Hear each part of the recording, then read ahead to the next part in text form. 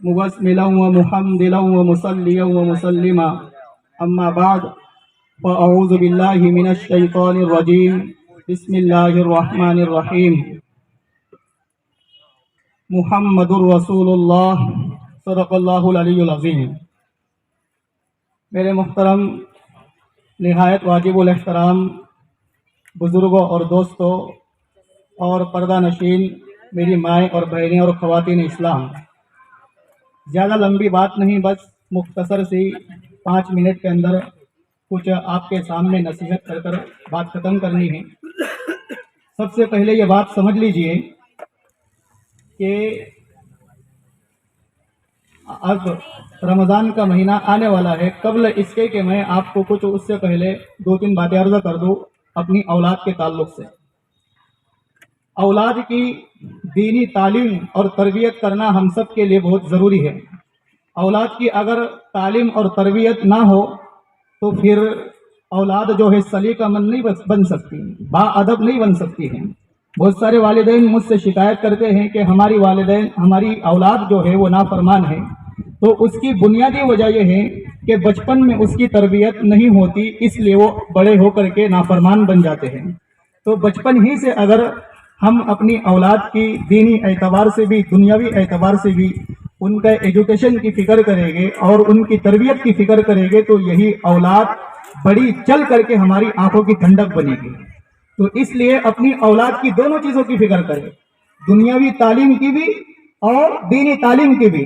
دنیاوی تعلیم اس لیے کہ وہ دنیا کی ضرورت ہے، اور آخرت کی تعلیم اس لیے کہ وہ آخرت کی ضرورت ہے۔ صرف دنیا کی تعلیم پر اکتفا کرنا یہ بے وقوفی کی علامت ہے۔ کیوں؟ اس لیے کہ دنیا کی تعلیم کا فائدہ دنیا کی حد تک ہے، اور آخرت کی تعلیم کا فائدہ دنیا میں بھی کامیابی دلانے والا ہے اور آخرت میں بھی کامیابی دلانے والا ہے۔ اللہ نہ کرے کسی کا والد فوت ہو، کسی کے گھر میں اگر میت ہو جاتی ہے تو ہم کسی انجینئر صاحب سے نہیں کہتے کہ انجینئر صاحب فلاں سبجیکٹ کی آپ تلاوت کرو اور فلاں میت کو آپ بخش دو۔ ہم ڈاکٹر صاحب سے نہیں کہتے کہ ڈاکٹر صاحب آپ فلاں سبجیکٹ کو لکھو، پڑھو یا پڑھاؤ اور پھر اس کا ایصال ثواب فلاں میت کے کر دو۔ ہم کسی دنیاوی ایجوکیشن سے نہیں کہتے۔ ہم جو ہے مولانا صاحب کے پاس آتے ہیں، حافظ صاحب کے پاس آتے ہیں کہ حافظ صاحب، عالم صاحب، آپ قرآن کریم کی تلاوت سورہ یاسین پڑھ کر کے فلاں میت کو بخش دو۔ تو دیکھیے دین کی تعلیم کا فائدہ دنیا میں بھی ہے اور آخرت میں بھی ہے۔ یہ اپنے ذہن سے بات بالکل نکال لو کہ ہم اپنی اولاد کو اگر دین پڑھائیں گے تو وہ کھائیں گے کہاں سے، ان کو روزی کہاں سے ملے گی؟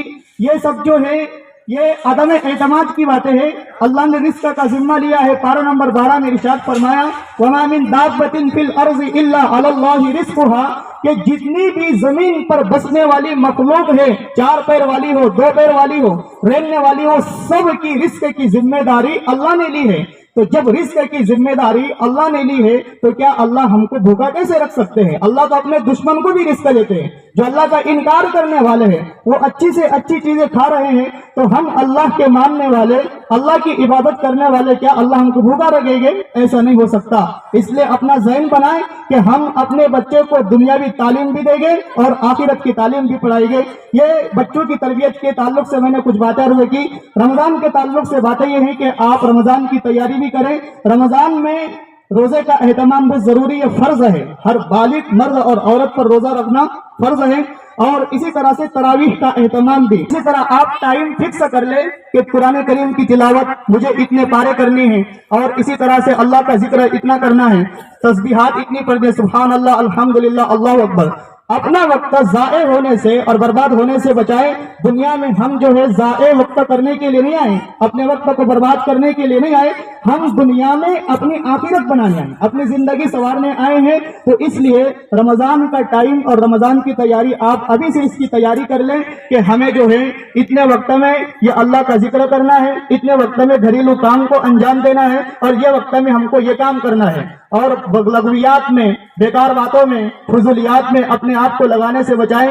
یہی چند باتیں میں نے آپ کے سامنے عرض کی ہے۔ اللہ پاک مجھے بھی آپ کو بھی عمل کی توفیق عطا فرمائے۔ اقول قولی ھذا واستغفر اللہ وآخر دعوانا ان الحمد للہ رب العالمین۔